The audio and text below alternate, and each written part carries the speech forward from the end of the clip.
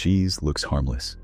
A slice on a burger, a handful on pasta, a melted layer on pizza. But the moment cheese enters your body, something more complicated begins. Because cheese is full of saturated fat. And saturated fat is supposed to raise bad cholesterol, right? So cheese should behave like butter. But your body does not treat cheese like simple fat.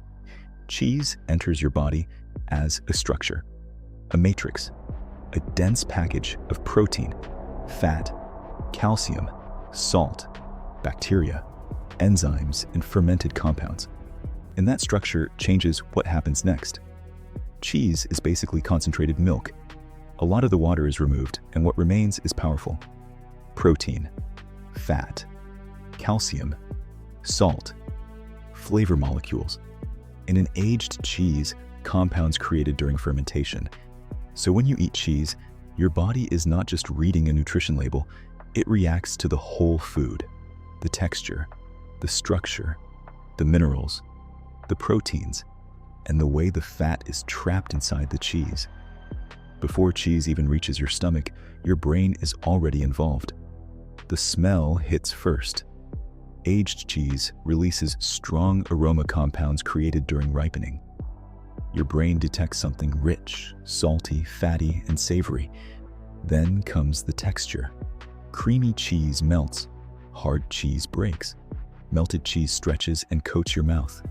Cheese is not only taste, it is mouthfeel. Fat gives smoothness. Salt sharpens flavor. Protein gives structure. Aging creates deep savory notes, and your brain loves this combination.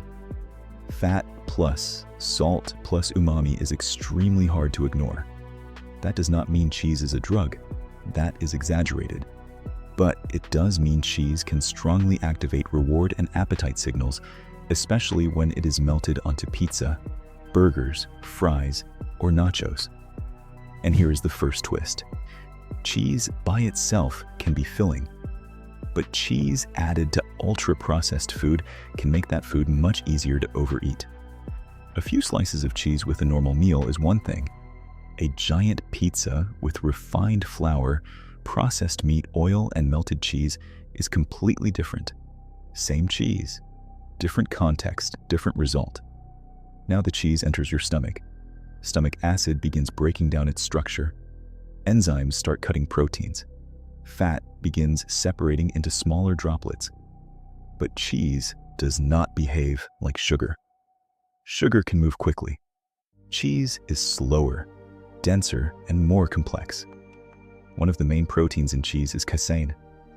Casein does not disappear instantly. It forms structures that take time to break apart. Think of casein like a long necklace.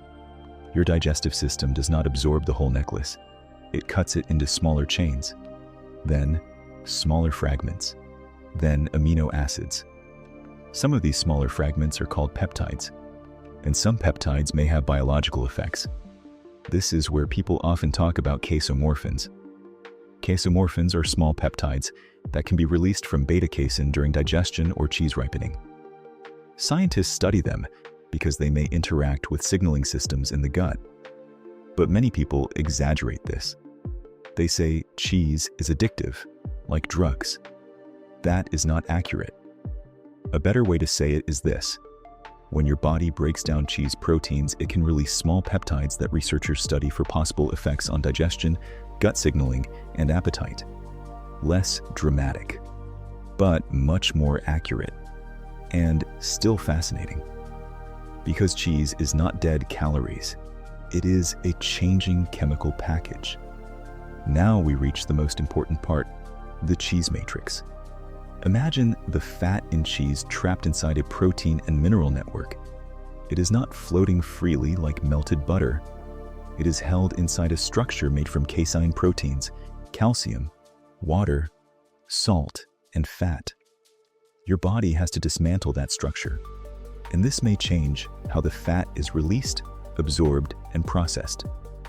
This is why cheese can behave differently from butter, even though both contain dairy fat. The simple story says, saturated fat raises LDL. Cheese has saturated fat. So cheese must act like butter. But the body says, not so fast. Food structure matters. This does not mean unlimited cheese is healthy. It does not mean saturated fat does not matter. It means cheese is more complicated than fat equals bad. Your body digests the matrix, not just the label. And here is another surprise. Full-fat cheese is often assumed to be much worse than reduced-fat cheese. But some trials have found that regular fat cheese did not worsen LDL cholesterol or metabolic risk markers compared with reduced-fat cheese. Again, this does not mean you should eat huge amounts of cheese. It means the relationship is not as simple as more fat equals worse result. Because what replaces the cheese also matters. If someone removes full-fat cheese but replaces it with refined bread, sugar, or processed snacks, the result may not be healthier. Nutrition is not only about what you remove, it is also about what you replace it with. After the stomach, cheese moves into the small intestine. Now, bile helps break down fat. Pancreatic enzymes continue digestion. Proteins become amino acids and peptides. Fat becomes fatty acids. Calcium becomes available for absorption. Salt enters fluid balance pathways. This is where cheese becomes building material. Amino acids can help build muscle, enzymes, immune proteins, and hormones. Calcium and phosphorus can support bones. Fat can be used for energy, cell membranes, and hormone production. But the intestine is not just a tube. It is full of sensors. It senses fat. It senses protein. It senses amino acids. And it talks to the brain. This is one reason cheese can feel satisfying. Protein and fat usually slow digestion compared with simple carbohydrates. So cheese may not spike blood sugar like candy. But there is a catch. Cheese is energy dense. A small amount can contain a lot of calories. So cheese can help you feel full, but it can also be easy to overeat. A small piece becomes a bigger piece. A sprinkle becomes a layer. A layer becomes a mountain. Your stomach may eventually say, enough, but your taste system may whisper, one more bite. Now let's talk about aged cheese. Fresh cheese and aged cheese are not chemically the same. During ripening, bacteria and enzymes slowly transform the cheese. Proteins break into peptides and amino acids. Fats break into fatty acids. Organic acids build up. Flavor becomes deeper. Aged cheese is basically a biochemical construction site. One important molecule here is glutamate. Glutamate is linked with umami, that deep, savory, mouth-watering taste. As cheese ripens, more flavor compounds appear. That sharp, nutty, rich taste of aged cheese is not magic. It is chemistry. The cheese is changing over time. The flavor is being built molecule by molecule. Now here is something many people notice. Some people cannot drink milk, but they can eat hard cheese with no problem. Why? Because of lactose. Lactose is milk sugar. To digest it, your body needs the enzyme lactase. Many people produce less lactase as they get older. So, when they drink milk, lactose can reach the colon, where bacteria ferment it. That can cause bloating, gas, cramps, and diarrhea. But hard-aged cheeses are different. Much of the lactose leaves with the whey during cheese making. Then, bacteria consume even more during fermentation and ripening. That is why someone may feel terrible after milk, but completely fine after Parmesan, aged cheddar, or Grana Padano. Their intolerance did not disappear. The food changed. Fermentation changed the chemistry. Now, cheese is not perfect. One of the biggest problems is sodium. Many cheeses are salty. Salt helps preserve cheese, control microbes, shape texture, and create flavor. But inside your body, sodium affects fluid balance. For some people, too much sodium can raise blood pressure. So yes, cheese can fit into a healthy diet, but if someone already eats processed foods, salty snacks, cured meats, fast food, and then add salty cheese on top. That can become a problem. So what is cheese really doing inside your body? It is doing several things at once. In your mouth, it activates flavor and reward systems. In your stomach, its proteins begin breaking into peptides. In your intestine, fat, amino acids, minerals, and salt enter metabolic pathways. In your blood, the response depends not only on saturated fat, but also on the cheese matrix. And in your bones, calcium and protein may become part of the rebuilding process. But the real lesson is this: cheese is not automatically a villain, and it is not automatically a superfood.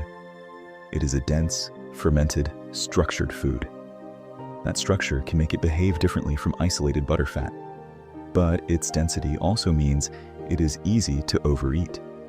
So the real question is not, is cheese good or bad? The better question is, what type of cheese? How much? With what food? In what lifestyle? And for what person? A few pieces of aged cheese with a balanced meal is not the same as a huge fast food meal covered in melted cheese. Your body knows the difference, even when the nutrition label looks similar. Cheese is one of the best examples of why food is more complicated than calories, fat, and protein. Inside your body, cheese is not just broken down, it is interpreted by your mouth, your gut, your blood, your bones, and your metabolism. Cheese does not simply turn into fat or clog your arteries, it enters as a matrix. And that matrix helps decide whether your body handles it like a useful, nutrient-dense food, or just another overloaded bite in an already overloaded diet. Cheese is not the enemy. But like every powerful food, the dose, the form, and the context decide the outcome.